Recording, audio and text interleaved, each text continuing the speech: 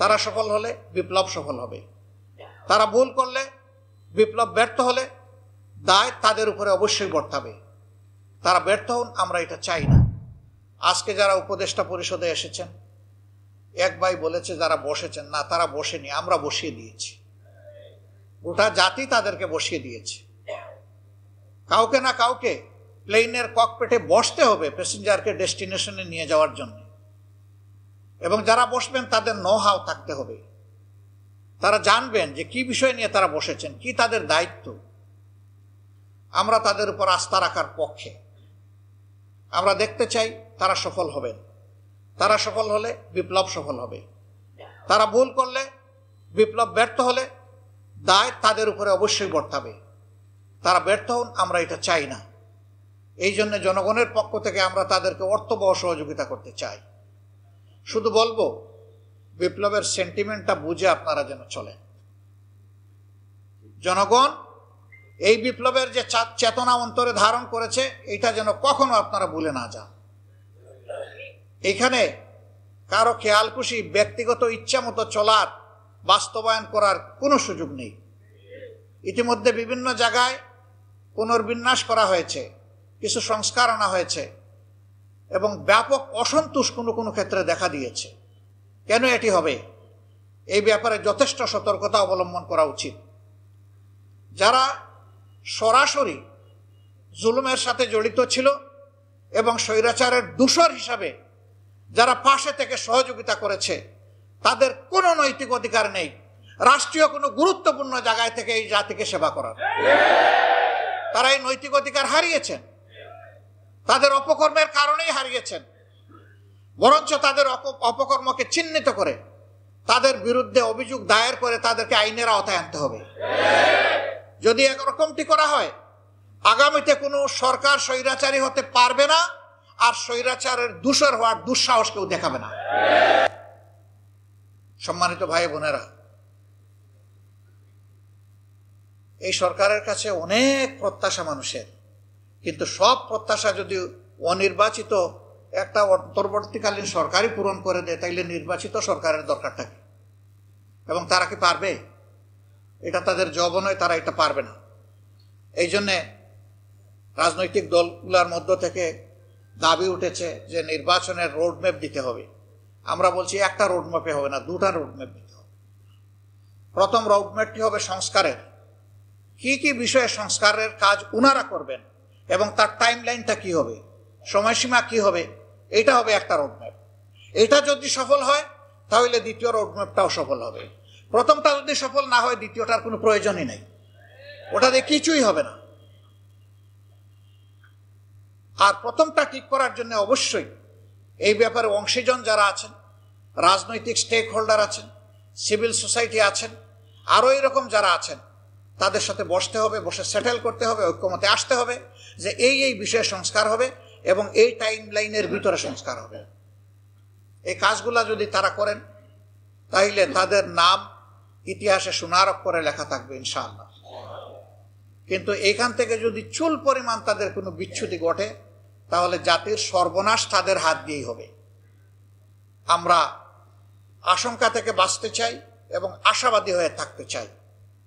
এই জন্যে আমরা আহ্বান জানাবো, অনতি বিলম্বে তারা সংস্কারের বিষয়টা নিয়ে ডায়ালগ ওপেন করে এর একটা উপসংহারে উপনীত হবেন এবং তখন তারা সেইভাবেই আগাবেন।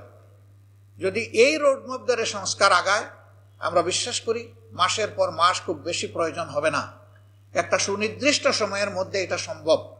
এটা যখনই একটা পূর্ণতার পর্যায়ে পৌঁছে যাবে, সাথে সাথে নির্বাচনী রোডম্যাপ দিয়ে দিতে হবে, আর দেরি করা যাবে না।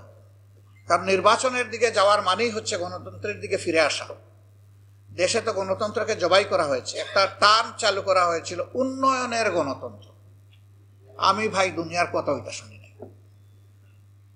গণতন্ত্র গণতন্ত্রই, উন্নয়ন রাষ্ট্রের দায়িত্ব। এটা কোনো দয়া নয়।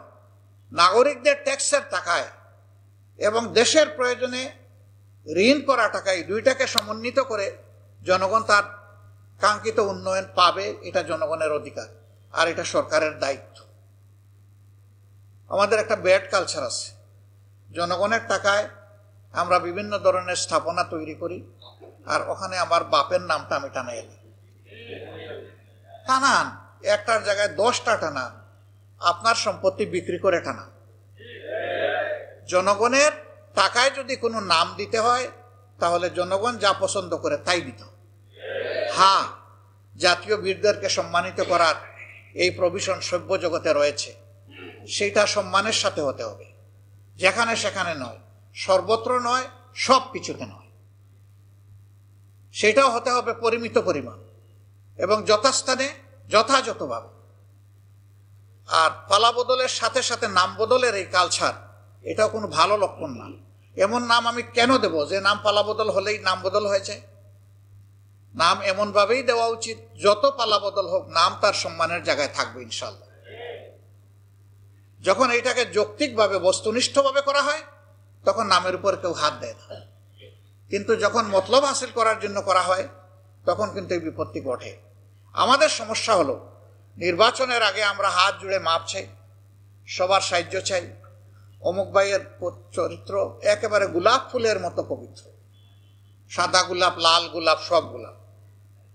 কিন্তু যখনই তিনি জনগণের ম্যান্ডেটটা নিয়ে নিলেন তখন আর তিনি সেবক হলেন না।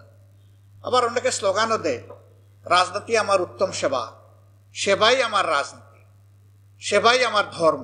ওর সুন্দর সুন্দর স্লোগান দেয়, কিন্তু যখনই গেলেন তখনই তিনি আর সেবক থাকেন না, তখন তিনি মালিক হয়ে যান।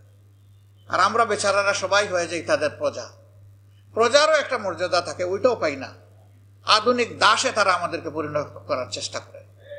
এই দাসত্বের শৃঙ্খল ভাঙতে হবে। বিগত এই বৈষম্য বিরোধী আন্দোলনে ছাত্র যুবকরা নেতৃত্বের পুরোভাগে ছিল, কিন্তু গোটা জাতি তাদের সাথে ছিল। একজন মা তিনি বলেছেন, কারো দাস হয়ে দেশে বাঁচতে চাই না। আরেকজন মা কুলে 1.5 মাসের শিশু নিয়ে এসেছেন। সাংবাদিক বন্ধু প্রশ্ন করেছে, মা এ কি করলেন আপনি? 1.5 মাসের কচি শিশুকে কুলে নিয়ে এই রাস্তায় নেমে এসেছেন গুলির মুখে। মা বলতেছেন, আমার বাচ্চার 1.5 মাস বয়স হয়েছে, কিন্তু যাদের বাচ্চার বয়স হয়েছে 14, 16, 18, 20, তাদের মতো তো আমার একটা বাচ্চা নাই। আমার বাচ্চাকে এই গৌরবজনক ইতিহাস থেকে আমি আলাদা করতে চাই না, বঞ্চিত করতে চাই না। 20 বছরের যুবক যদি গুলি খেয়ে শহীদ হয়, আল্লাহ ইচ্ছা করলে আমার বাচ্চাকেও শহীদ হিসাবে কবুল করবেন। এই আন্দোলন কিন্তু এভাবেই তার শক্তি খুঁজে পেয়েছিল। এইটা কারো মোটিভেশনে হয়নি, বরঞ্চ যারা জুলুম করেছিলেন জুলুমের বিস্ফোরণ ঘটেছিল সেদিন। সম্মানিত ভাই ও বোনেরা, মাগরিবের সময় আসন্ন, সভাপতি তার মূল্যবান বক্তব্য রাখবেন। আমি শুধু আপনাদের কাছে অনুরোধ করব, দেশটা আমাদের সবার। আসুন আমরা দেশটাকে সবাই মিলে ঐক্যবদ্ধ হয়ে গড়ে তুলি। আমরা এখানে কোনো বিভাজন চাই না। জাতিকে বিভক্ত করে যারা, তারা জাতির দুশ্মন। জাতিকে ঐক্যবদ্ধ করতে হবে। ঐক্যবদ্ধ জাতির ভিতরে যারা দোষ করবেন, অন্যায় করবেন, অপরাধ করবেন, আইন অনুযায়ী তাদের বিরুদ্ধে প্রতিকার নেওয়া হবে। কিন্তু জাতিকে ঐক্যবদ্ধ রাখতে হবে। অমুক অচ্ছুত, তমুক অচ্ছুত, অমুক এই তমুক সেই, এই সমস্ত রাজনৈতিক ব্যবসা আর আমরা দেখতে চাই না। এই রাজনৈতিক ব্যবসা চিরতরে বন্ধ হোক, আর একটা ঐক্যবদ্ধ জাতি হাতে হাত ধরে সামনের দিকে এগিয়ে যাক। দুনিয়ার বুকে আমরা সম্মানের আসনে অধিষ্ঠিত হই। আল্লাহ আমাদেরকে কবুল করুন। সবাইকে ধন্যবাদ। আসসালামু আলাইকুম ওয়া রাহমাতুল্লাহ।